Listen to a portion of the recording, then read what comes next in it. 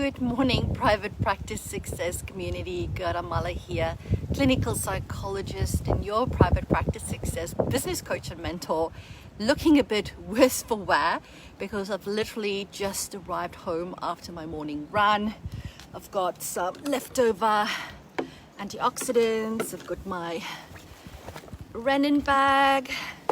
There's the door I haven't opened up yet, so I'm here at the new apartment that we're renting until our house is ready for us to move in. Yes, and I thought before I go inside and do my 7-minute workout that I do after I do my morning run, I'm going to quickly share something with you, because somebody recently asked me, Gerda, how do you define your management style?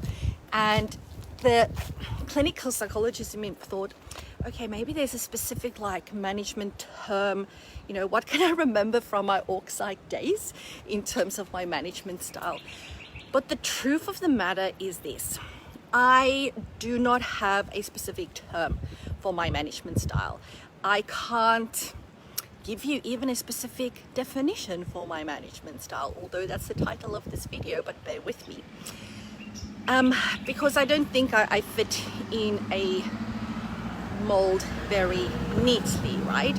I didn't study Psych. I didn't study management styles.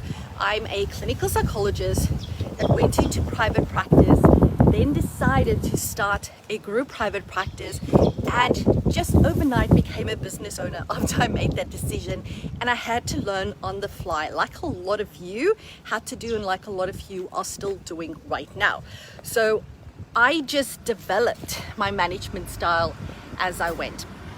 So I'm still going to try and define, or at least share with you, my opinion on my management style. So what is Gerda Mahler's management style?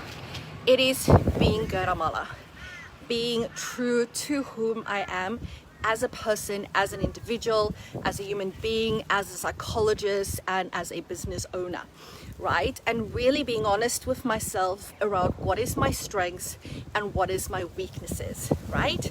And really knowing that I need to utilize my strengths, right? I think people focus too much on their weaknesses, and you guys, especially the psychs amongst you that suffer from imposter syndrome, you are almost programmed to look for, where am I not good at something? What am I bad at? Where am I slipping up? Where am I failing? Okay, now I need to go work really hard on that. And I'm not saying don't do that. Yes, of course you have to. And as a clinician especially, reflective practice, for example, is extremely important. We need to consistently work on our skills. But I also know that once you step into this business owner side of it, I think very often we focus too much on our weaknesses instead of going, what is the stuff that I'm really good at, right? And when it comes down to it, me as the business owner, as the founder of my practice, the Psych Professionals, I see myself as the spear of the tip, right? I need to be sharp and I need to know where we're going. That's my job. I need to be sharp, I need to know where we're going, need to make sure that we get there in the best and most efficient type of way. But you know what? A spear is not only the tip is only a little part of the spear, right? And you need the whole thing. So for me, I go, what am I good at? All right. So yes, I'm the tip of the spear in my business, in my practice, but I've got this whole team of people behind me, right? Which is the rest of the spear, and I cannot do this by myself. So instead of trying to consistently go, oh, I'm still not good enough in this area or that area, I've gone, okay, I need to surround myself with people that's really good with certain things, right? So I've got a principal psychologist that is like an amazing systems structure, framework, data-driven kind of person, right? So she keeps her eyes on the numbers, making everything tick over fabulously. I've got my clinical team leader that looks after the team and the morale and our fit outcomes and all that type of stuff. I've got my practice manager that we refer to as a client relationship, the client relationships manager or team leader that looks after, all the administrative operations, front desk, admin team, all those type of stuff. I can see there's four people here, but Facebook's not telling me who's here. But say hi and hello. So that person does that. Then I have this amazing team of clinicians that does all the clinical work. I've got an accounts person. I've got a business coach, right? I've got an accountant. I cannot do it all by myself. And I think once you start realizing that you do not have to be great at everything, it is the most freeing thing that can happen to you, right?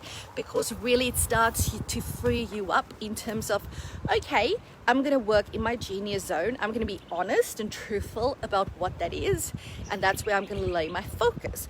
And I'm going to hire people in and even train up internal team that you might already have to fulfill the parts that I'm not so good at, right?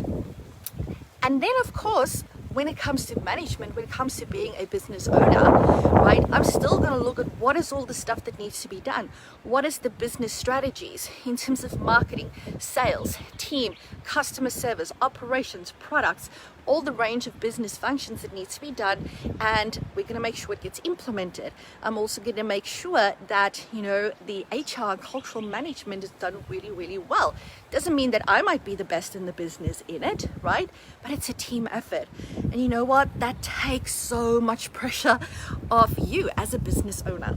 So stop expecting yourself to be able to do it all, okay? Maybe there are some very amazing people out there that can do everything, but I think they're very far and few between, and I most certainly ain't one of them.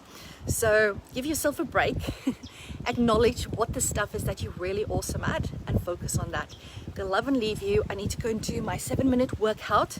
Then I'm gonna have a shower, wash my hair, get ready for a podcast I'm doing at 12 o'clock. What else do I have on? Yes, I am having my 1:30 Monday meeting with my principal psychologist. So every Monday, myself and Chelsea touches base for 60 minutes. You see, that's what I do. I'm the tip of the spear, right? Making sure, are we on track? Where are we going? Answering any questions, and that's it. 60 minutes and I'm done for the week when it comes to my practice. So I'm freed up to do all this other stuff that I love doing, such as supporting you guys through Private Practice Success Australia and the mentoring and coaching. So again, gonna love and leave you. Have a fabulous Monday, and as always, remember, all you need to do is say yes to your very own ultimate level 5 private practice, and I'll speak to you soon. Bye for now.